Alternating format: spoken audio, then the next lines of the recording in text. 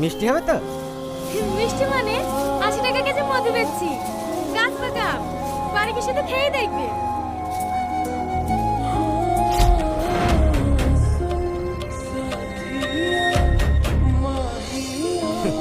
এলাম। লিচু লাগবে নাকি কাকা? না না,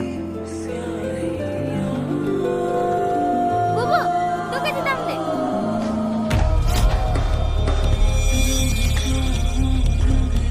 ওগো লোকটা বড় লিচু খাই। তুই লিচু কিনবো? চেক করে দেবো না। এই সুমি তুই চুপ কর, যা কাছে খা। এলে ও দাদু আমলে যাও, খুব কম দামে দিছি। আমি আর কি করু? আমি কি আর খাইতে পারু? দাঁত তো সব ধরে গেছে।